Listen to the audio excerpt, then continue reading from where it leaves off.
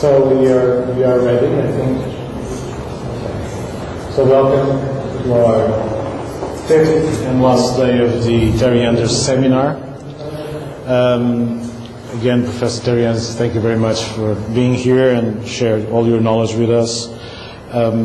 This is particularly important for us because we have always been a college that took care and much attention to the use of ICT in education and to the use of e-learning, and so it's for us fantastic that you choose to come here to Portugal and do this seminar here at the Nova University of Lisbon.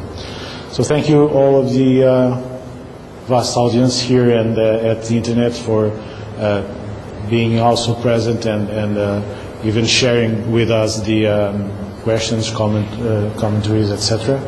And so I'll leave the floor to you. Thank you very much again. Yeah, thank you, Joao. Well, thank you each of you for coming again. As I said in my blog, I honestly was trying to think, it's probably been 10 years since I've had more than one face-to-face encounter with people, and so it's very flattering that some of you actually kept coming back. So I'm pleased to have that happen and to have this opportunity. And this tonight's talk, I have given it before for Open Access Week, which is an event that is celebrated every year, usually in the fall, and I hope that there will be some of you will maybe come and attend. The Athabasca has had a series of weekly Illuminate sessions, and we welcome people from all around the world to hear about new developments in openness.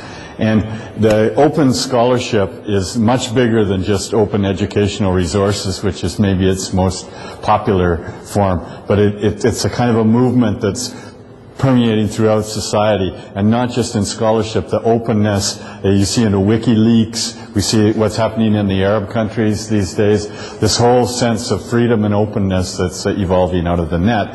And it has real implications, important implications for education and for scholarship, and that's what I wanted to share with you today.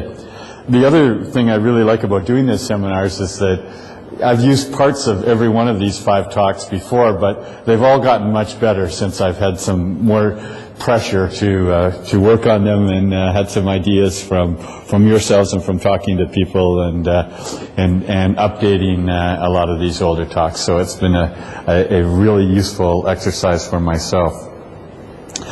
And the prizes will come, but I'm going to put them in the middle here. So don't. Otherwise, you might just leave, you know, and then that wouldn't be any good at all for a prize.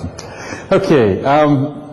The first reason, one of the biggest reasons I'm here, what you see here, if I get this to work, is you can't even see that very well.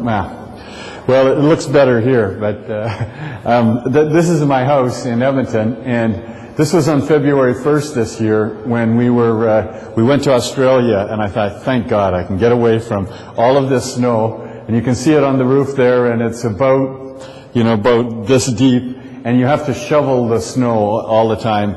And the worst thing about the snow is you keep shoveling it, and it doesn't go away for the whole winter. So you just, every time you start in the fall, it's just, a little lift, and then it gets higher, and then higher. And hopefully you're getting better in shape as you shovel, as the winter goes along. But I expected to come home, when I did a month later, on the 1st of March, to it being nice, and it turned, when the first week we got home, it was 30 below again. And I thought, this is ridiculous, to live in this country. And this picture, I should move this thing too. This picture on the right, this was last week before I came on the plane to Lisbon. And you see that there's been some progress. The snow on the roof is a little bit less, but the stuff here is exactly the same. So it's really nice to be able to come to Lisbon in the spring. Okay. Come on. Okay. I used these quotes before, so favorite quotes. about the difference between learning and teaching, and then we'll just move right along. Okay, so when I started thinking about open scholarship, this is a blog by Gideon Burton from the University of Utah, and he's just written a blog which I thought was very important, and he said what an open scholar is, and it's someone who makes their intellectual projects and processes digitally visible, so there's a big visibility of footprint, and who invites and encourages ongoing criticism of their work, and allows other people to take their work and make it better. So they're saying that, all of my work is never finished. It just needs more help from people around the world to make it better at any stage of its development. So a digital scholar tries to find ways that they can disseminate their knowledge, and they don't just use their own work, they use the work of others, and together we create more important work. And then Gideon wrote 3 or 4 examples of the open scholarship, and I've expanded them in this presentation to about 8 or 9 different ways that open scholarship works. And so, to start off with, what is the definition of open? And this isn't a dictionary definition, but if you type in, definitions in Google, definitions and then a word, open or something, it finds all the definitions around the net of the way people have used various words. And it was very useful for me to do that here because, as you can see, all of these have components of being open. And open is used in many different ways in English, and I'm sure in Portuguese as well. But it's not just in terms of the Abril University or something like that. It has lots of very almost political things, like unobstructed entrance, so access, getting into, moving around, a free passage, free as in money, but free as in no obstacles as well. Open, so that everyone can view it. Accessible. Again, distance education, e-learning, it's all about accessibility. That's the driving thing that makes e-learning different, or distance ed different as well.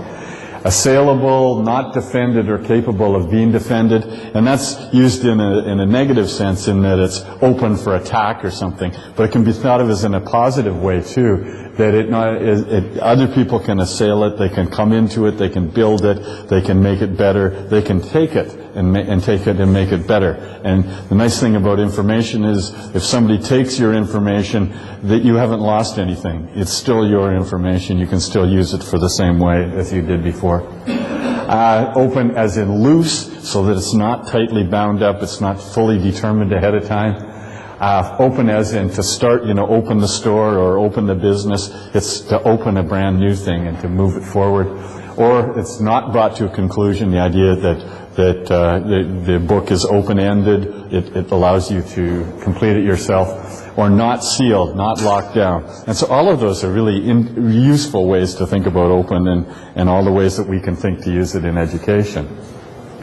But all the time, we have to make sure that the tools we use, and some of the open ones are so disruptive that it's hard to get them to work within formal education systems. So we always have to harmonize them, just like the choir. All the little kids have to learn to sing together and start together and stop together. So that's a part of openness that's a challenge, is how can we harmonize it and get it to work within existing structures. At the same time, it changes those structures. So we got to go, halfway with institutions. We have to help them to change, but we also want to make sure that we don't change so quickly that they can't change and they fire you and you're out of it or something like that. So it takes leadership and it takes disruption. And there's a very useful book from the United States, Educating the Net Generation, and it talks about a whole bunch of examples of Web 2.0 stuff and how it's been implemented in various schools. And it's an open access, quite a long report, actually a book, and it's on the net. and just from 2009. So there's promising signs all over the place. Ubiquity and functionality of Web 2.0. the growth of online resources, I'll talk about them in a minute, the increasing effective pedagogical model and learning activities, and we've seen some of those collaborative and cooperative learning, the fact that we can produce things and have them critiqued around the world by students. Real educational alternatives, at least in Canada and probably in Portugal too, there are emerging of new universities and new schools. Some of them are for-profit and private and are very threatening to public institutions, but at the same time they're open to changes and they make us be more open. And then, thank goodness, there's death and retirement for some of our colleagues, so we can always count on that to help us as well. Values, again, I think I talked about this the first night, is kind of personal things that drive me, and that is that we got to improve our education system. It is not as good as it could be, and the idea that students have to have more control and freedom, it's sometimes hard for us to give up that control and freedom, but that's what real living is all about these days. It's becoming more and more open and free. And we have to expand the access from elites to give everyone a chance to learn. So this is one of my favorite poets. Robert Frost is an American, wrote in the 1800s, and some great poems he has. And one of my favorites is, it has a line in it that says, "There's something there is that doesn't love a wall and that wants it torn down." And then, so that's kind of the open strategy. But I'll get back to the end of this poem at the end of this talk, because he has some interesting ideas about walls. And that's, in Palestine, the Israeli wall, and there's something about that all people want to tear down those walls. And so that's what is one of the inspiring things that pushes us in education to achieve that thing. But there's all kinds of access. Open university administration that has open registration that allows inclusive for handicapped people, for of course people of all genders and all sexual orientations and all religions and nationalities. And then there's open source software, open data, open access publishing, OERs, open pedagogy, open research, and I'll give examples of that throughout this talk. So let's start with what open scholars use, open access, and this is they use open access software. I forgot to open source software, and there's whole schools now that the administration of the school system, the word processing packages, the learning management systems, the spreadsheets, the graphics programs. All of those things are available as open source. And in my own province in Alberta, our government decided to make a license with Microsoft for every school kid to be able to have a legal copy of Microsoft Word. It costs our government millions of dollars a year. And what does it do? It means that none of our teachers use any of the open source equivalents. They don't get exposure to them, and the open source community needs large bodies of users too. But we have a right-wing government that thinks it's important to support business, even if it's Microsoft, who, I don't think really needs our business, or they could do without it anyways. And I don't know how it is in Portugal, but there are open access packages for almost all of the applications. And some of them are not as good, but you have to ask yourself, if it's just as good or close to being just as good, is that close enough? And for all of us, it's hard to make those transitions. I'm still using PowerPoint, so this is more of a preacher than an actual person who's doing it. But I'm trying to wean myself as best I can and as best all of us do. But there are resources, including tools to run schools. And if you look under the software directory at this site, I didn't put the URL, but if you go open source schools, you'll find a whole bunch of different tools in administration, in teaching, and student productivity tools. Another thing about open scholars is they're transparent, And transparency is a new phenomenon on the net, is where your actions are visible to other people all the time. And we've had such an idea especially in Western civilization, that we should have privacy, that we shouldn't have people looking at us or seeing what we're doing. And yet for some people, it's really important, in fact for all people at some parts of their lives, is to make that visible so that other people can follow you and can find out what you're doing and can learn from you. And Christian Dalsgaard, this is an article that he wrote in Erodal, Transparency and Cooperative, and he talks about, how important it is for students to be able to see what other people are doing.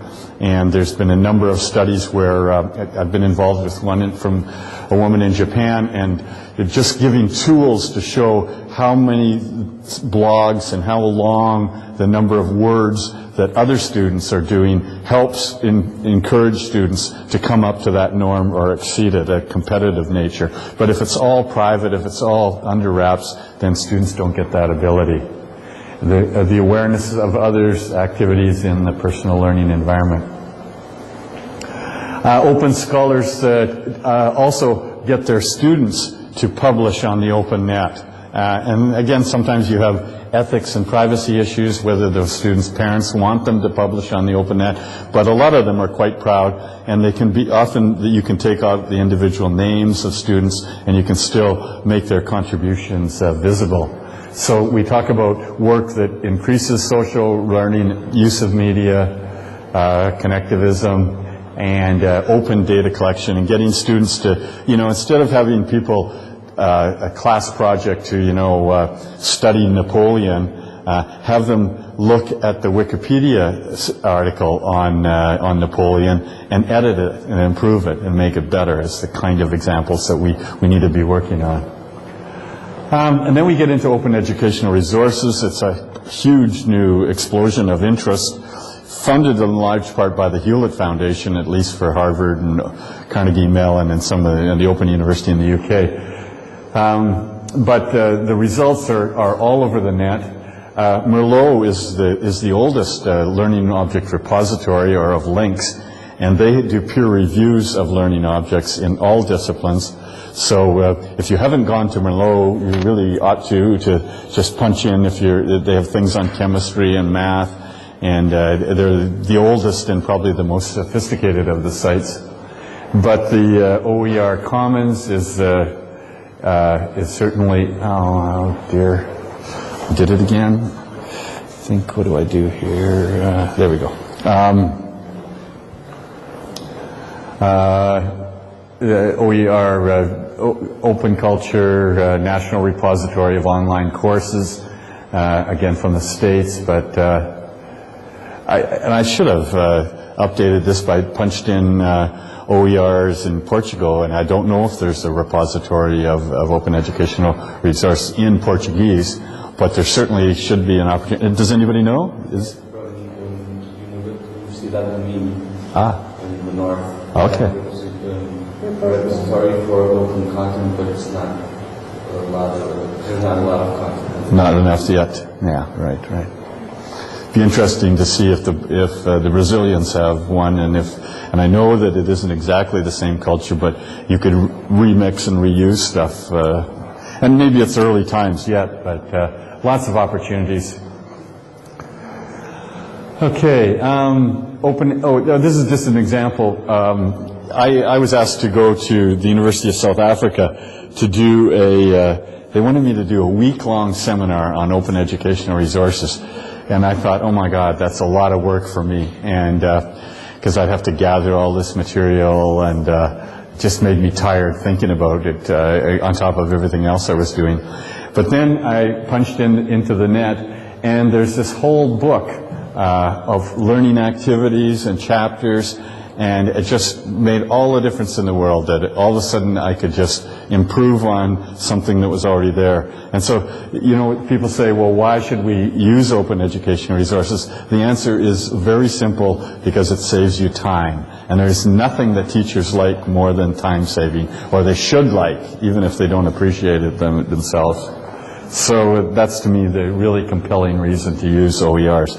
But again, once you started using them, you have this moral obligation that are you going to contribute back, and you might change those open educational resources, and it's real easy to be lazy and not put your changes back up onto the net, but you really are not serving the community if you're always taking out and not putting back in. So what do you need for open educational resources? Well, you need infrastructure, but there are open educational repositories that exist, and there's also software that you can download and run on your own machine if you want to start your own. Or since the Google era, you don't even actually have to have a repository. You can just put it on your own machine and then put a few links in OER resource listings or in Creative Commons or some of the other repositories. You have to have the design of just thinking about what difference an open education resource is compared to a closed one. Try to make it so that people can add their own examples easily. Try not to use a lot of flash stuff that can't be edited, or unless you can, give code back so that people can modify it. You need institutional policy so that your institution says it's legal for you to do that. I don't know how it is in Portugal, but in Canada, it's very confused whether a school teacher owns the content or whether the school owns it or whether the university owns it. And so we have to work at making sure that it's clear that we have the right legally to do it. And then we have to have a licensing scheme that makes it possible. And then mostly do we have a culture that really supports open education resources. And that it's nice to have culture that comes from the bottom, but it really has to come from the top too. So you need to have your president, your chancellor, provost to really understand what open educational resources are and become a champion. Why should they share their open educational resources? There's a lot of people, especially in the open universities, who think what makes us different is we've got all these wonderful course packages, and if we gave those course packages out to the world, then all the evil competitors would take them, and we wouldn't have any customers left. And so I think that's first of all, it's an unrealistic fear, because they would probably be surprised how few people want to take the courses from other institutions. We have a culture of creating our own courses, and if you can't change them or something like that. So, but this is a study, from the Open University of the UK.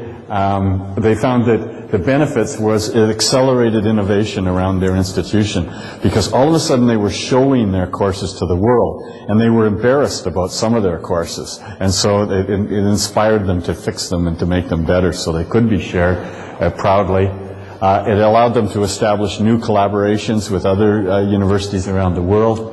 It attracted new students to the university because they could see what that course was really going to happen and what it was about. Transparency and branding and image, so you be known as a good guy and not you're something different, you're with it, you're a special kind of a university.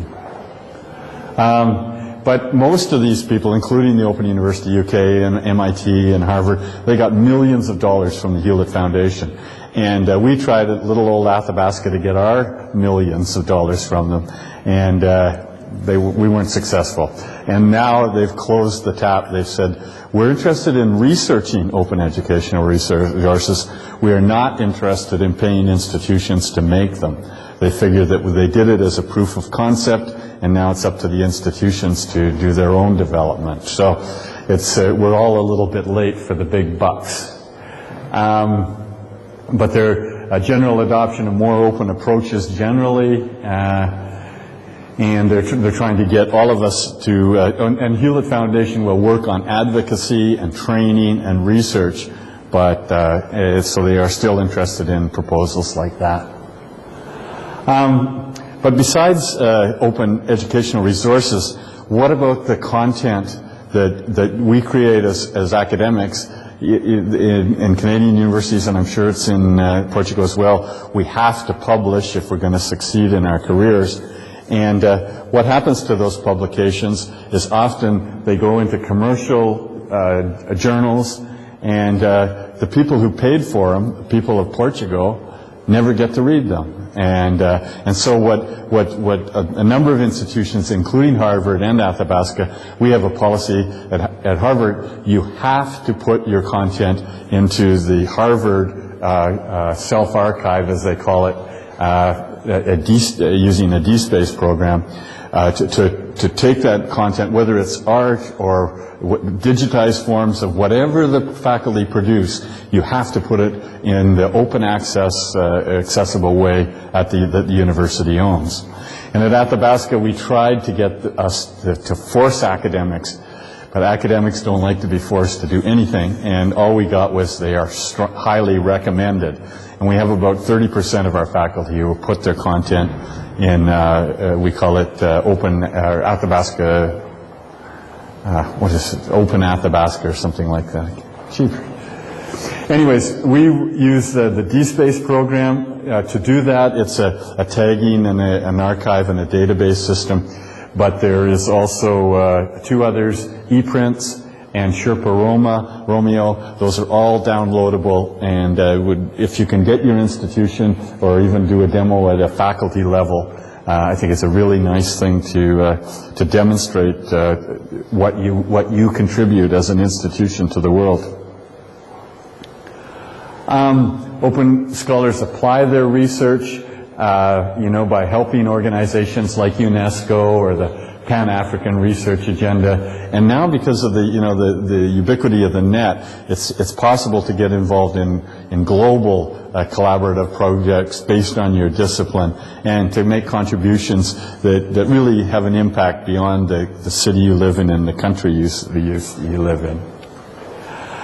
There's a new movement to open research, especially in science. There's tools called Open Notebook, and what it is it gives you a place to talk about your experiment, and you write down all the steps that you're going through in your research process, and you make it public.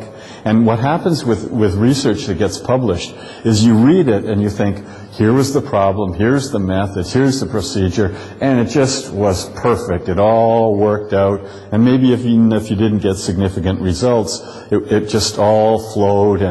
But when you actually do research, you find that you tried this, it didn't work. This, if it's in the laboratory, somebody pushed over the table and it wrecked the first experiment, and all these weird things happen, but they get lost. And if you use an open notebook approach, you document everything that happened, and other people can read and learn from the mistakes that you made as well as the final results. So most scholars are not comfortable with that much openness and transparency, but there's tools to do it, and it's starting to become more common, especially in the sciences.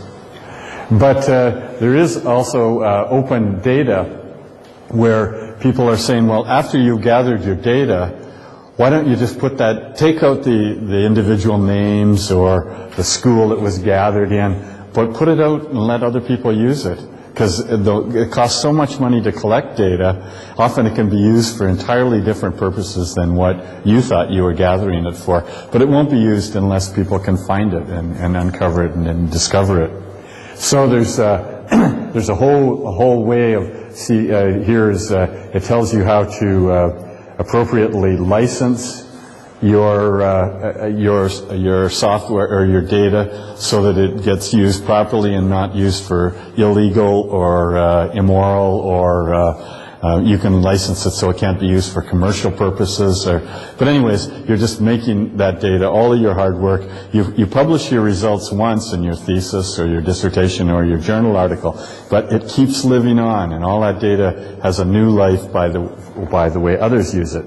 And just this morning, I got an email about the open data set from UGC, which is the user-generated consortium. And this is all data about how people are using blogs and wikis in, I think, higher education. But these guys have said, here's the report, and it's an EU-funded project, and they say, here's what we found, but here's all the data, and you can use it for yourself, or you can add to it, or it starts you off with a whole data set that you can play with.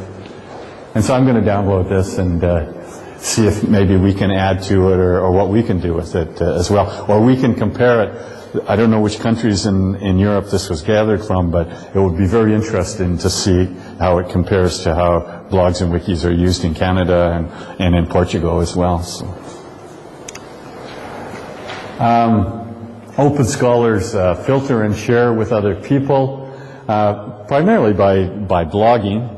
And I'm sure some of you blog now, some of you wish you had time to blog, and I think that you'll find that once you get into the habit of blogging, and for me, I blog maybe twice a month or 3 times. It's not a part of my daily life, and you know, you don't find blogs about what I had for supper or anything like that. It's you know, mine is maybe a bit more academic than some, but you know, I found it's done. I've gotten all kinds of contacts and complimentary things said and influence for me personally just by using a blog. And I know that the problem with blogs and all social networks is that it's kind of the rich get richer, and so the stars get more and more and more disseminated, and sometimes you say, well, I'm just little old me and nobody's reading my blog, but it is being read by Google, and sometimes people will make a connection even if it's a year and a half after you wrote it. And remember, this was started by Gideon, a guy I've never met from Utah who blogged about open scholarship, and it twigged something in mine. I wrote a blog post, then I did a keynote at a conference, and it just keeps growing because I had a chance to talk to you guys about it. And what they also do is they filter so that you can say, I've been studying this, you know, I've read about 3 different ways to use peer-based assessment. And you just document that and provide the links to the resources that were useful, and that helps somebody else who's doing the same thing, only they're going to not waste time on the ones that are really garbage, and it'll help the person who's wrote the real interesting blog post or article by getting it acknowledged. And there's a guy, Stephen Downes from Canada, and he's a bit of a strange guy, but how many people have seen or heard of Stephen Downes' work? A couple, 3, yeah. But every single workday, he produces an email or an RSS feed that has links to interesting e-learning stuff. And you get a lot of Stephen Downes' attitude and his opinions about everything. But he does know an awful lot, and he's a philosophical kind of a guy. And but for me, he's a terrific filter because I don't have to read all these blogs. He reads them for me, and he tells me which ones are really stupid or really smart, and everything in between. So he's just a terrific filter for people who are interested in e-learning issues. Even if you don't agree with half of what he says, it's interesting because he always makes you think why you don't agree with it. Open Scholars support emerging open learning alternatives. The peer-to-peer university and Wiki University. There are 2 universities that are trying to make it so that people can actually earn learning degrees by helping each other to study, and people are putting curricula and content up there and developing paths for people to learn on their own without paying money. But probably the largest and most talked about anyways is the University of the People, founded by a guy from Israel, but it's chartered in the United States. And they've been going for about a year and a half. They have, I think, 2 undergraduate degrees now, but they want to add a lot more. And before you can take any of their courses, you have to take a course on peer learning and how to use the net and how to help other people. And so once you've taken that first course, and it's free, then you can start taking computer science courses and business courses. And they get volunteer tutors, retired people from all over the world who just help other students from around the world. And they also they charge you when you want to write your exam at the end. So they offer credentialing, they offer content, and they get the content from open educational resources and from volunteers who write it for them. So it's a new model now. It's the first tuition-free university in the world, and whether it'll succeed or not, who knows. But an Open Scholar is open to the prospect of that happening. And you can think what that means in a country like Nigeria, where, you know, only 1 out of 8 students who comes out of secondary school has any post-secondary education. There's 7 out of 8 who are trained and want to go to higher education, and they're just not availed until these kind of alternatives come along. Open Scholars know how to license their work for maximum impact. The Creative Commons organization, again from California, is a wonderful group because they're, you know, they've completely revolutionized the way that the content can legally be distributed. And that's why, you know, one thing I like Macs, but I hate advertising Mac all the time with this stupid little apple whenever I give a talk. So I put over the Creative Commons sticker on there to fight back a little bit if I'm going to. I might like their tools, but I don't get paid to advertise for them. So what I've got is a little video that explains Creative Commons. I hope it won't be too elementary for you, but you really ought to know why you should use Creative Commons and what it's all about. So let me hopefully get this going easily, and maybe I should start it first. And I can do that by clicking.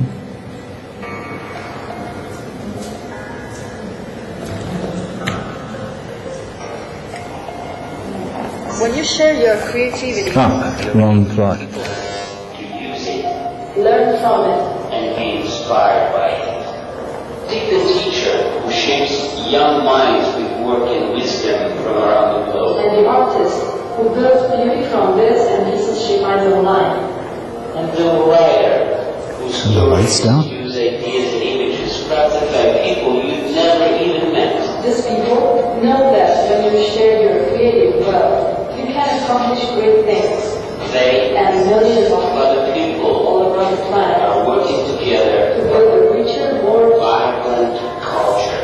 using Creative Commons.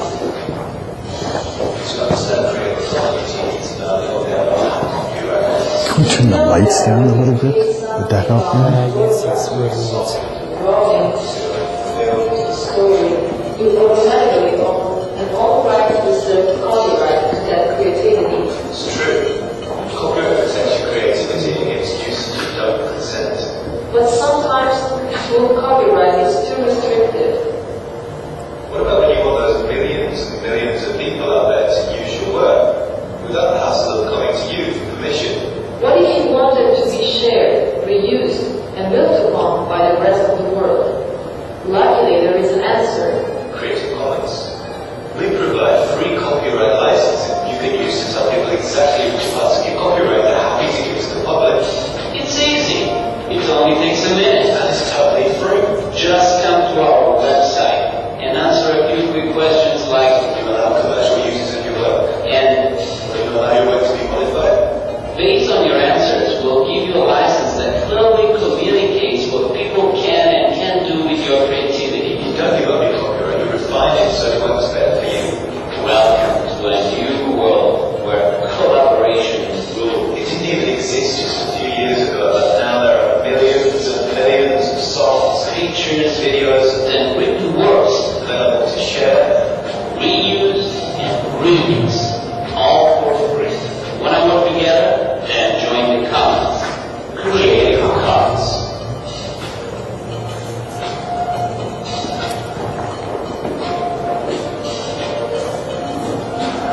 Okay, so the basic idea, everything you write and own and produce is copyright to you. You don't have to put the little C symbol. It's already yours, and nobody can take that away and use it for any purposes without asking you. But who wants to tell everyone in the world? If you want to have everyone in the world, you don't want to have everyone in the world emailing you for sure. So you want to allow them to use some pieces of it.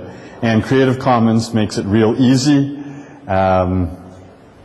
There are there's only 3 or 4 rules. The attribution means if somebody uses that, they have to say that it was you who created it. Most academics want people to remember them and to have their name associated with it. Share alike means that if somebody uses it and then adds another chapter or makes it better, are they required to share it as well? Or can they sell it for commercial purpose? No derivatives, can they add to it, or must they just use it the way you created it? Non-commercial, in other words, can people sell it, or must they give it away or use it in non-commercial purposes? And various combinations. And the real nice thing is, it just takes a minute to do it, and then you get a license that you can make a link to, or you can copy right onto your website. And it's got two ways. One is in plain, and not just English. Imagine it's available in Portuguese too. In plain, easy to understand, and one that only lawyers can understand. And it's all done for you and real easy. So it's a terrific resource. Okay, we talked a lot about open access tools and publish or perish the first night, but you know, open access journals are becoming more recognized and more influential. The citation rates are going up, and I'm convinced that by the time we look back in 2 or 3 years, we'll see that from about now or last year, that if people publish in open access, they will be cited more often than if they publish in closed. We tried to prove that in a study, but if you just look backwards, we found no significant difference. But I think there's a trend that is happening. Open scholars write and produce open access books, and that brings me to the prizes.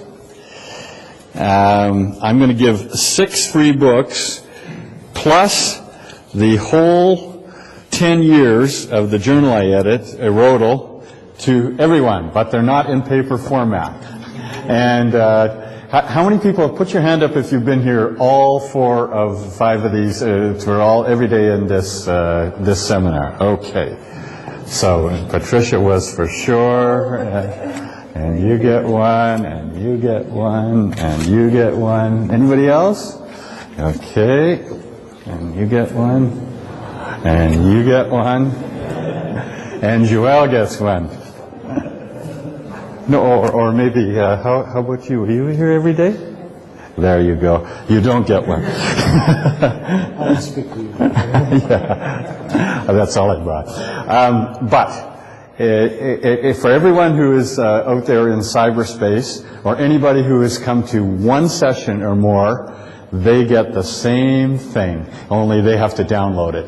Because all of those 6 books, Accessible Elements, which is all about teaching science at a distance, a Designer's Log, which is about designing for online learning and working as an instructional designer with various faculty members, Emerging Technologies in Distance Education, which is just out about 5 months ago. It's got chapters on all the, you know, the Second Lives, all of the new things that are up and coming. Mobile learning, and the one I did on the theory and practice of online learning. Those are all available, and on top of that, all of the first 10 years of Erodal is also available totally free. And for Patricia, who organized this seminar, she gets 1 in paper. So there's Emerging Technologies for Patricia. And all of those books, too, you can buy them on paper, or it's better to buy them through AU Press over there, but you can also buy them on Amazon if you want. So. And I also found out that you can illegally download them from library.nu. So, but that's, in this case, is a little silly because you can do the same thing legally. And the nice thing about it is if you do it legally, we keep track of how many downloads so that we can say how wonderful this book is. So I would encourage you to download them legally. Okay, so this is something I have almost completely taken the pledge. You know, my great-grandfather and my grandfather on the other side were all Baptist ministers, and you know, they always are making pledges to never drink another bottle of booze or to never profane the Lord ever again, kind of thing. And there was a big part of a Protestant tradition in the 1920s and 30s was, you know, making pledges for this or for that. So here's a pledge for a modern scholar, is to say, I will no longer submit my work to closed publications, nor will I participate in review or editorial functions for closed publications. So if you're ready to take the pledge, I was trying to go for a website. There is one about where anybody can start a pledge, but the kind of pledges were, I pledge only to date black women or something like that, and it just didn't seem like it was the right context. But anyways, I might start a pledge campaign sooner. So open scholars, they comment. And that's one of the most important things that you can do, is if you read a textbook or something, is to go to the website of the publisher, and hopefully it's an open access publisher, and say how wonderful it is, or how terrible it is, or, you know, make some comments. And there's sites like Site You Like, which is a wonderful site for papers and all that, and they really welcome, and they need comments from people like yourselves. And you don't have to be an expert to make a comment.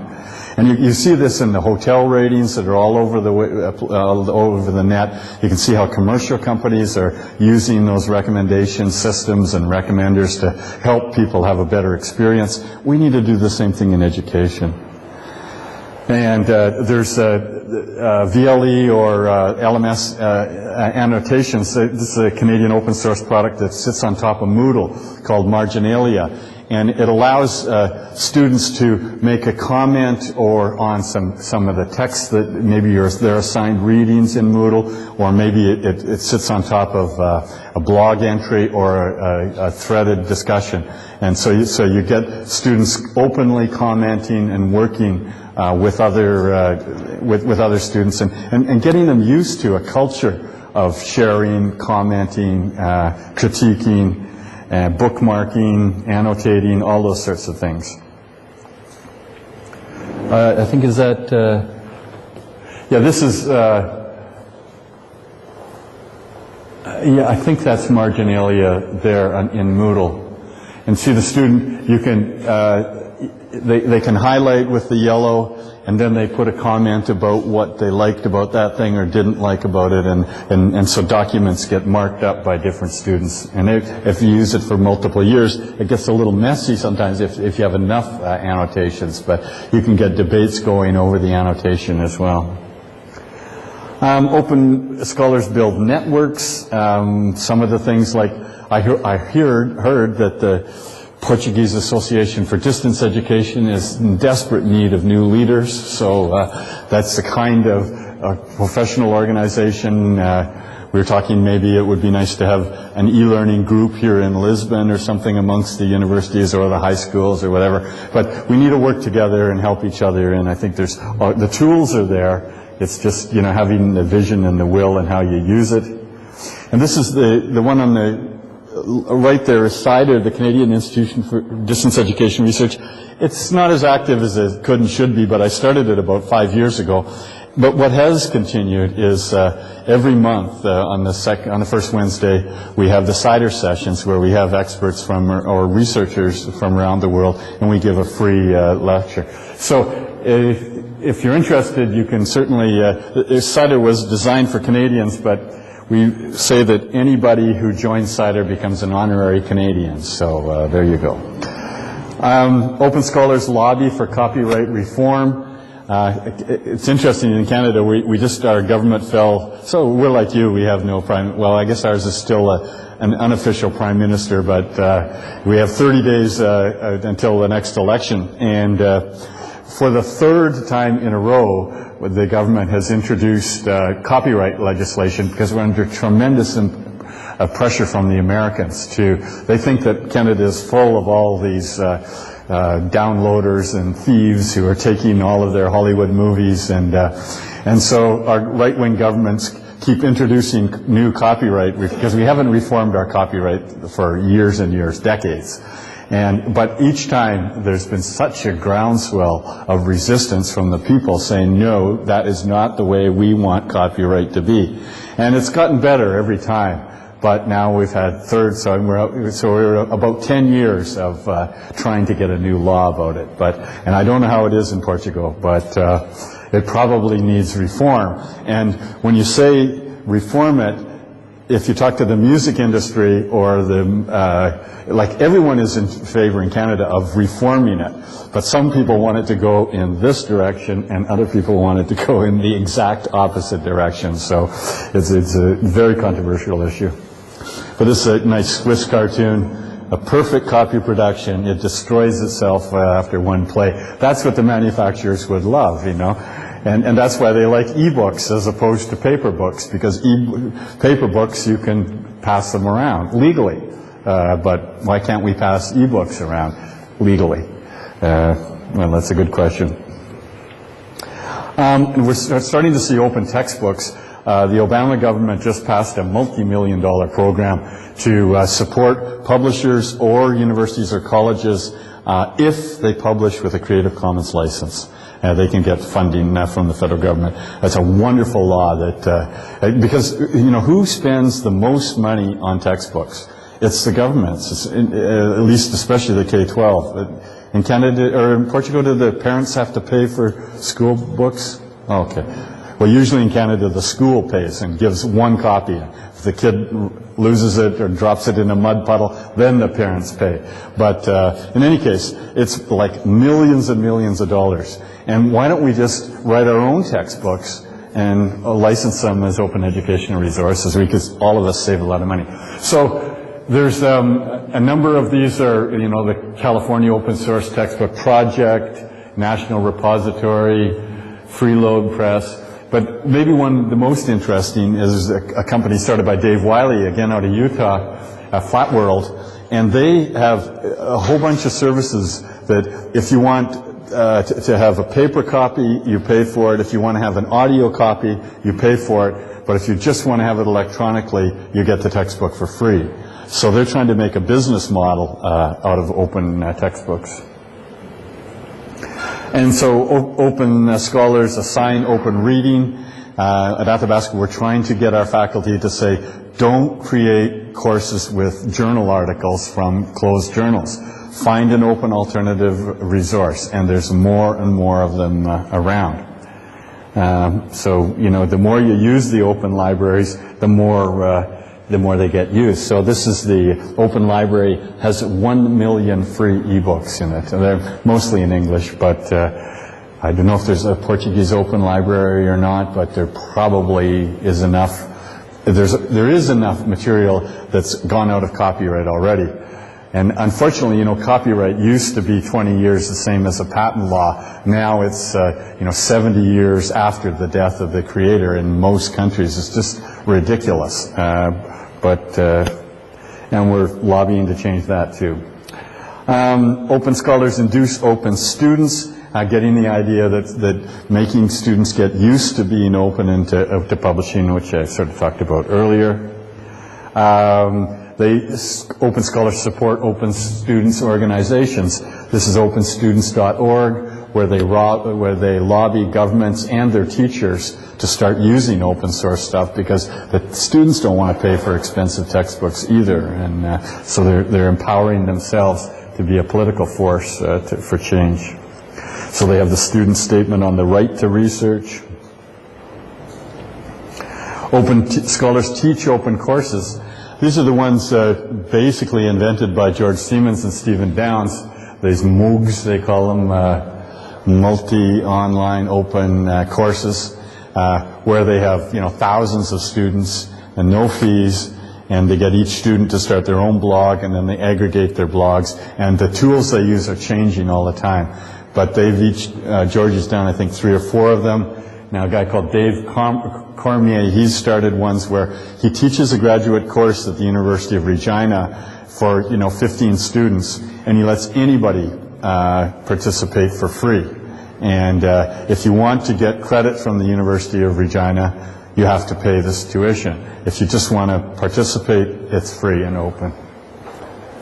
And Alex Kurios as well. So there's people all around the world, but this is one area. I think all of these guys are Canadians, and I think we've been leading the world in something. So we're proud of that.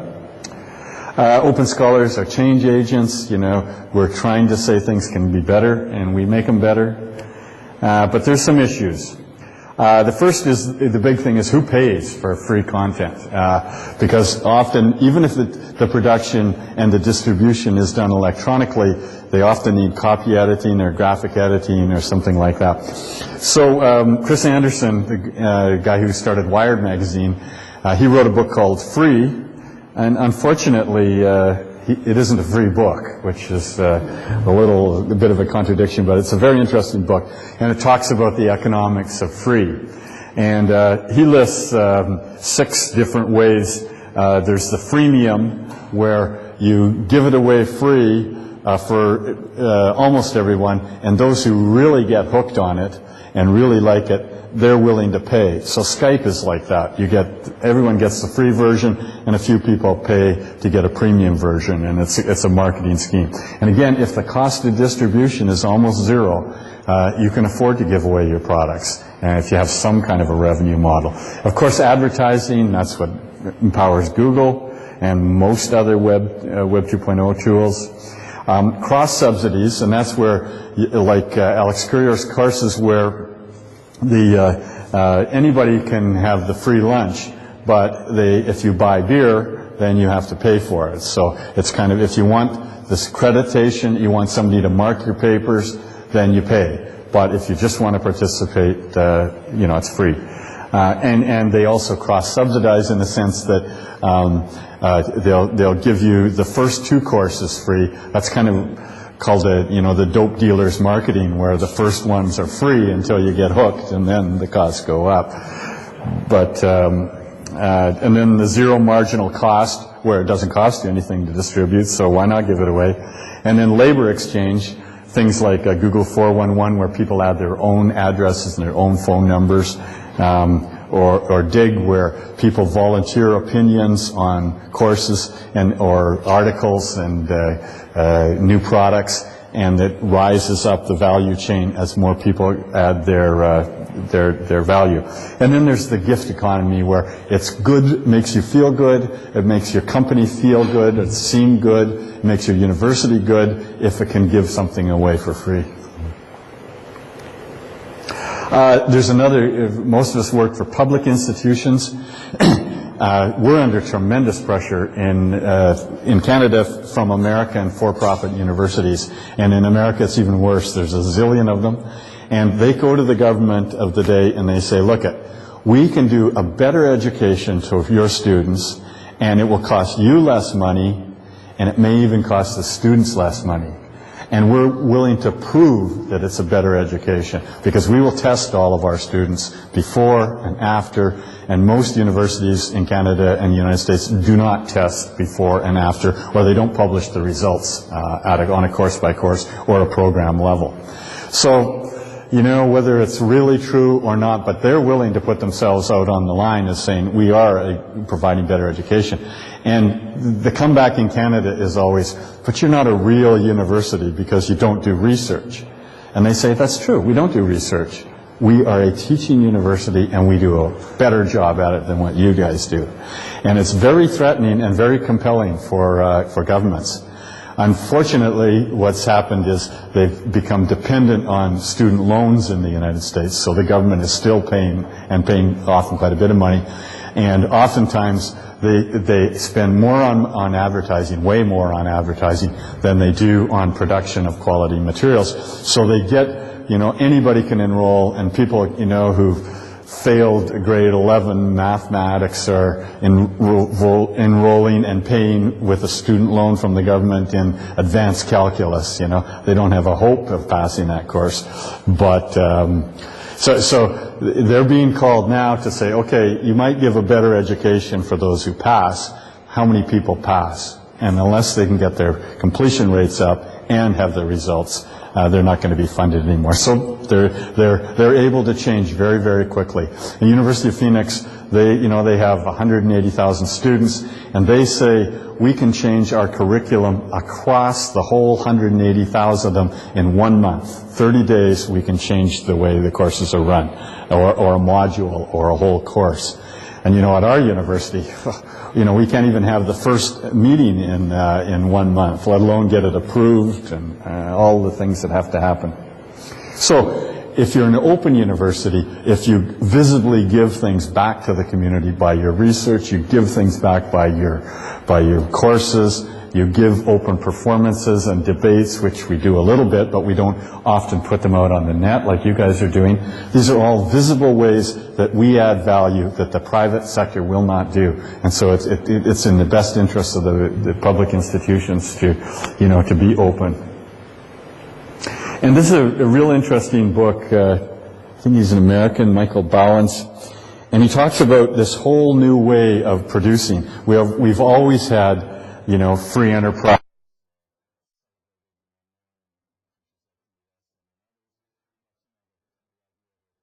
Most effective and efficient way is the market economy and free energy.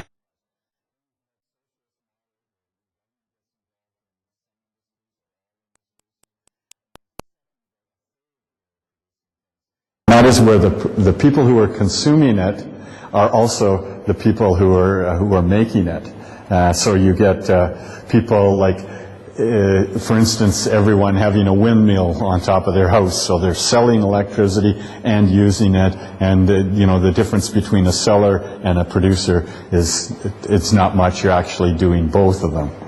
And he says it's not exchange value for money, but it's a use value. A thing gets useful by how many different people use it and how little it costs to produce.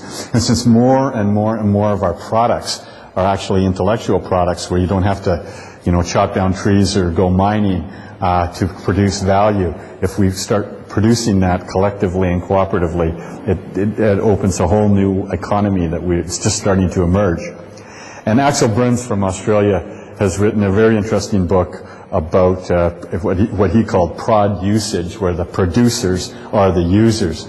And he gives the familiar examples like Wikipedia and people who make newspapers out of blogs and immersive worlds where people are building their own restaurants and tools and giving them away to other people. And together we're creating whole new environments without doing it because we want to sell them, but because we're going to be the users of those tools. So that's why we build them or produce them, music, videos, the whole thing.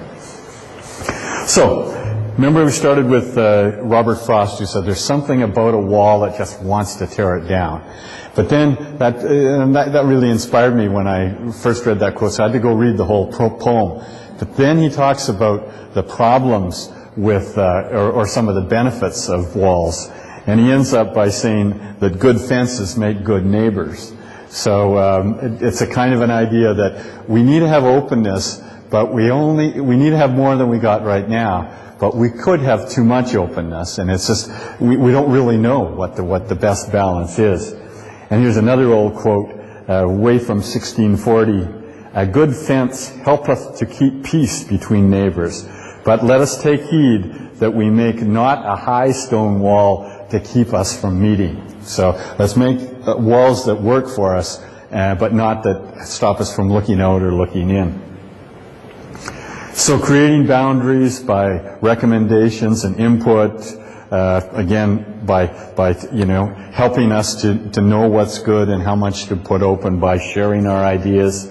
And the idea is you don't have to work for an open university to be an open scholar.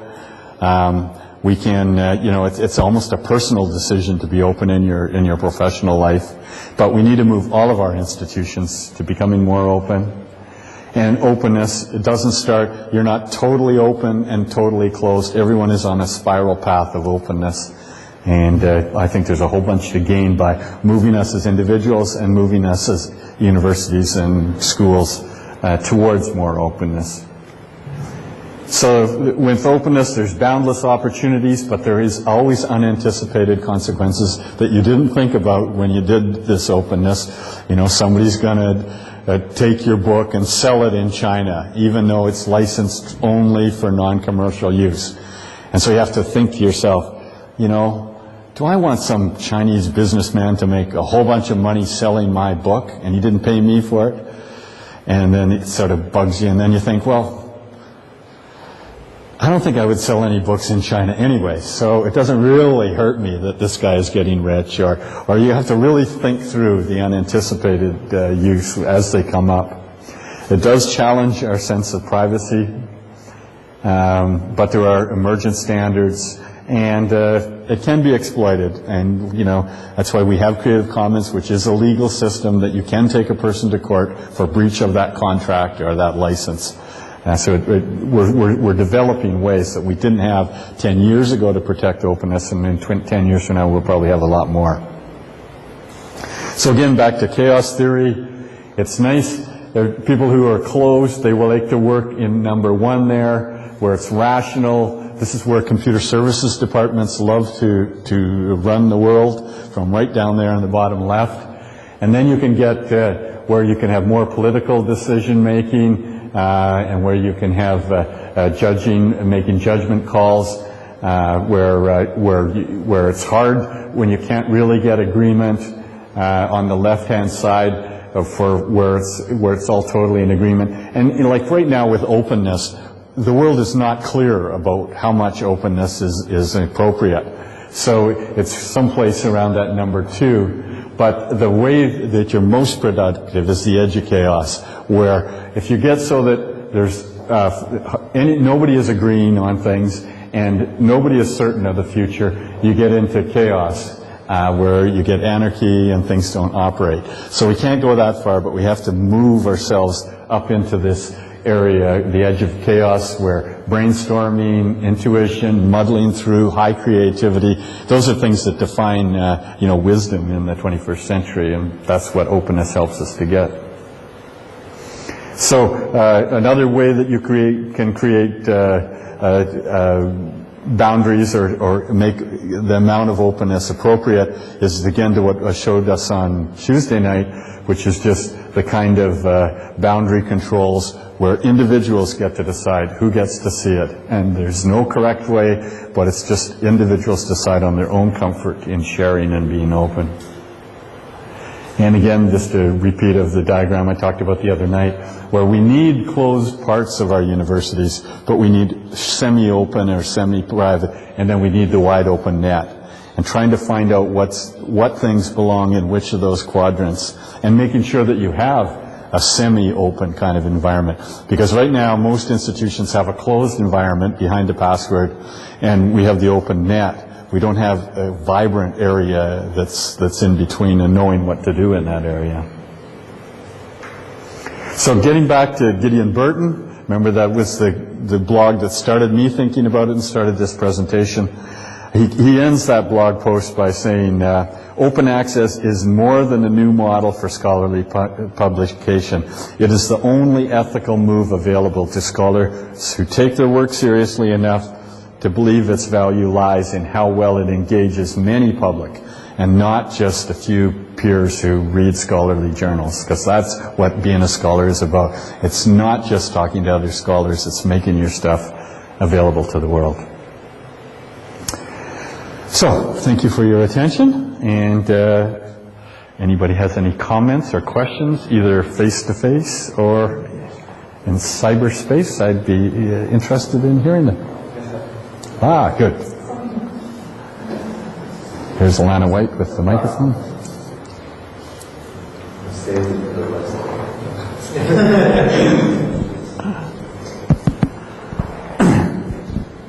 So the questions I have, they come not only from today, but from other things that you taught us. And the first is more related to what you spoke today. And it's about the community of inquiries and this openness that you're talking about. Don't you think the communities are a little bit closed with walls, with an LMS, learning management system? Mm-hmm. And what you told us about your experience at the BASCA, it seems like you're shifting it's a shift that maybe it began some years ago, to open learning networks in spite of learning communities, or are you looking for an equilibrium, maybe a balance between both? A very good question. There isn't clear answers right now. In fact, I was just this morning working on a new paper on limits to openness and trying to get my own head around that exact question. Because I've been trying to build our ELG environment in that middle area there that only allows people with passwords in. And most people who run ELG installations have it wide open to the whole world. That's part of its value, is that. And so we're sort of experimenting with a half open and only open to members of the Athabasca community. So, and whether that's going to work or not is a debatable question. But to get back to your question is about groups. And a community of inquiry, that's where it was founded on, is a closed group where there's some sense of privacy, some sense of control, and some sense that if I publish or I say something in this group, it is not going to go out on the open web. And like, it's technically possible to cut and paste postings from Moodle onto the open net, but it's culturally inappropriate to do that without asking the permission of the persons. And some people have very legitimate reasons for being closed, like they're being stalked or by somebody or something like that. So, and the whole philosophy of group work is the development of a sense of community and of trust.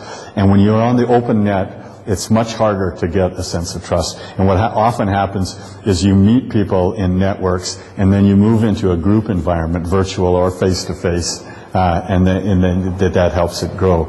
So I guess what I'm trying to do is to find out what kind of learning works best in a wide open network, what works best in a wider, beyond the course, but still confined to certain people, and what kind of works in a closed environment. And I know that when we developed the community of inquiry, we had no doubts that it was a small, tight group, and that's part of the social presence thing, was really having that sense to be able to be your real self, as Randy would say, even though on the open net, you know, that you get that thing where people are the self who they would like to be, rather. But is that their real self? Who knows? But so I don't know the answer, but it's a great question. And when you find it out, I hope you put it on the open net. But do you promote these communities in all Athabasca's courses? Or well, I do, but do they get used in all Athabasca courses? No, not yet. Okay, because the place where I work at Lady, we shifted, not a shift, because we do also face-to-face learning. It's the main learning type. And we, 3 years, from 3 years to now, we've been developing online courses, distance learning courses. And our pedagogical model is based on your theories. And we are a public institute, and it's like our duty to promote courses supported by an active tutor with 30, 20, 40 students. Yeah. But what you said these days, it made me think about the money, because we're not making money. Yeah, right. You know? Right. And we're a public institute. I don't know if we should keep moving this way, or should we go to shift like to bigger classes? So the price can reduce, and that's why I was asking if you promote these communities in what type of courses. Because we do it in all the courses that we have. We only have 4, but right.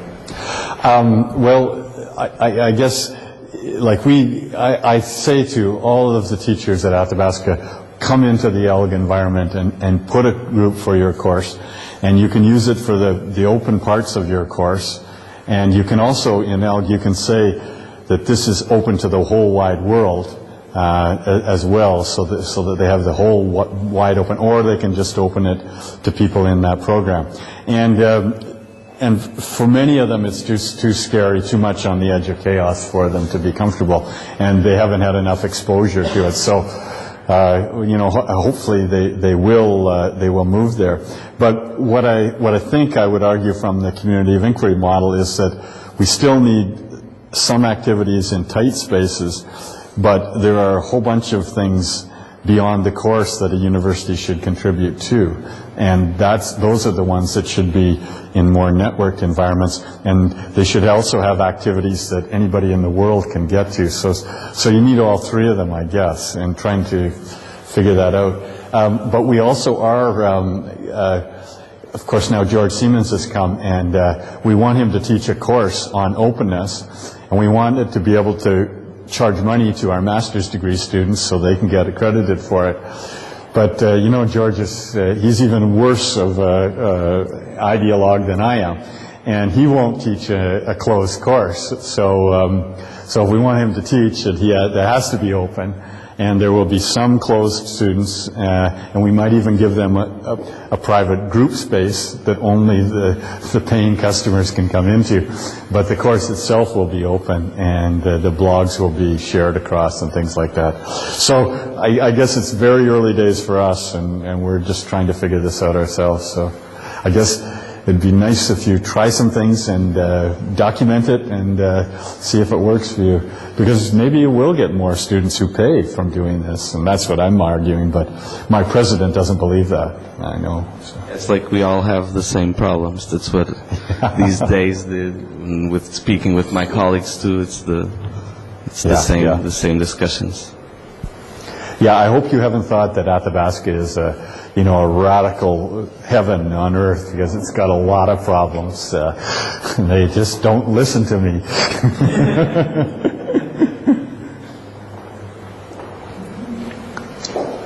Another comment or question? Sure.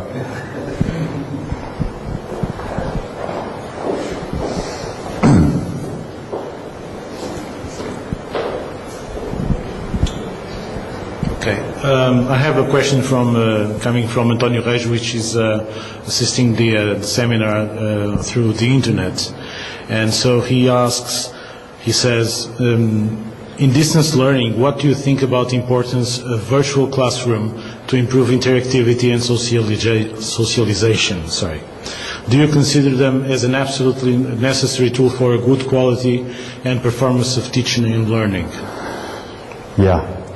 I don't believe that they're absolutely necessary, because I do believe that a lot of people can learn independently by themselves, and that's why, that first generation that I talked about last night is mostly people working on their own. And I think there's a whole bunch of new developments that are coming along to make that easier without a community of inquiry. Randy Gerson would not agree with that, but we've sort of parted the ways on that exact question. So I think there's some things that can and often should be learned on your own. And there's some people who can learn on their own. There's also people who really have never been trained, and they won't do it on their own. But if they enroll in a class, they will finish that class.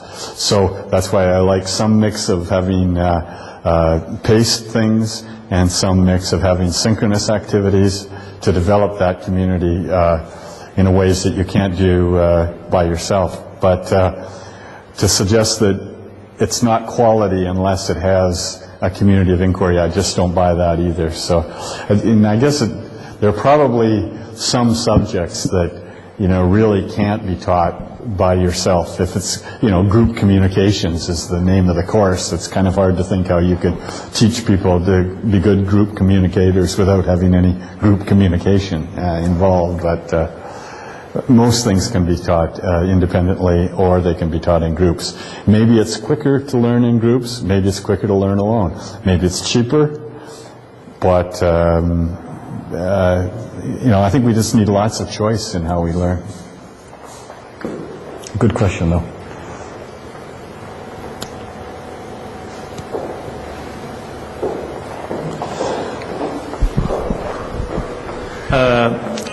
What you were saying right now about the profile of each student, because it depends on the profile also of the students. is it possible to a college to, in the first steps, to create a profile on that student, and then the college says you have to go this way because it's the most profit way for you? Yeah. That's a very good question. Is it possible?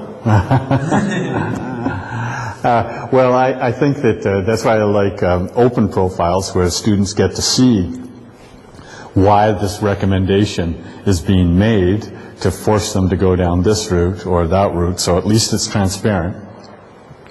And second, the easiest way for people to do that, and that's called adaptive learning in one way or another at a whole course or program level like you're suggesting. But one of the easiest ways for people to do that is to use learning styles instrument. And learning styles instruments have not been proven to be reliable predictors. And so if you're going to create a student profile like that, the onus is on you to really prove that it's reliable, and that to test it, to make sure that people use force along that route to make sure that they actually do succeed, and to constantly refine the model that's forcing them along that route. And then I guess at the end of the day, I would probably say, because the student freedom is so important, to say, we really think, like same as at Athabasca, you can take any course in the undergraduate level that you want. You can have failed high school and decide you want to take a fourth-year math course. And we'll take your money for it, but we'll tell them that this is a terrible decision and you're not likely to pass it. And we have tests, are you ready for math, and are you ready for English, and all that sort of stuff. But if people still choose to do that, we let them. And so I think that's what I would do, is I would say, give a battery of tests and use their past record, maybe even use learning styles, but also their approach to studies, or whatever kinds of tools and analytics you can get. And then say, we recommend that you go along this route. But if they decide not to go that road, I would still let them go another route. And study whether they succeeded on the other route too, actually. The other thing that I was thinking about, it was when Nelson has made here a question for you, because the openness of the resources and everything else, it's a new way of thinking, and our society probably is based on capitalism, right? Yeah. So openness, it collides with it, I think, and there's many changes that has to happen for you can find a stability between this capitalism and open, or probably capitalism should be abolished, and then we should get a new way of thinking, and openness could live appear forever. Right. We need big black flags to walk out with, or... Okay, I was making... Well, what is interesting is to see that we have alternative models today. And for instance, Wikipedia, I mean, who would have ever thought that Wikipedia would put Encyclopedia Britannica out of business? I mean, it was unbelievable to think that not very long ago. So there are examples of the changes in both the legal and the illegal distribution of music and art and other things that just couldn't imagine being working under a capitalist system before, and they are working today. So, we're really at a time when we're just really not sure. But the other thing that I always keep remembering is that scholarship came before capitalism. The universities were invented before capitalism came along. We were in an a pre-industrial world, and the idea that even today scholars, we work really hard to produce research, and then we give it away for nothing to publishers, and sometimes we even pay them to publish it. And that's not capitalism, but it's a sacred part of academic tradition, you know. And how did that weird thing ever come about? Well, we don't really know, but we can build on that kind of ground to say that, okay, scholarship and the tradition of universities is not a capitalist ideal. And there's all kinds of pressure on universities to become capitalist organizations. But there's a huge counter pressure, too, from the scholars themselves saying, you know, we're not driven by capitalist ideals alone, but you know, we have governance by ourselves, by the community of scholars, not a capitalist ideal. We have tenure, not capitalist. And so I think we've got a lot better grounds to grow new alternatives because we have an old tradition, whereas some of the things like Wikipedia just came out of nowhere, and it's just succeeded. So we have some advantages to build upon. Thank you.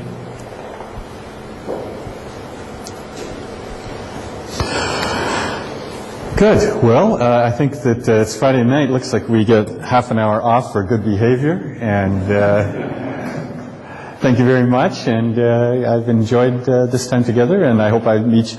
If I see you, or you should come up and say, "Don't." You might not remember me, but I'm glad to see you again. So, if maybe see you at a conference or something like that, or maybe the first big meeting of the Portuguese e-learning association, when it comes, get a few thousand people from all across the world coming to have a conference in Portuguese. I'll have a Google translator in real time and be able to talk to you in your own language, which sorry that I haven't been able to do.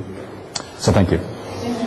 Thank you, Professor, for another wonderful seminar. I hope to see you real soon back in Portugal. Okay, thank you. Thank you all for being here and participate as you did. So have a nice weekend. Bye-bye. Yeah, thanks.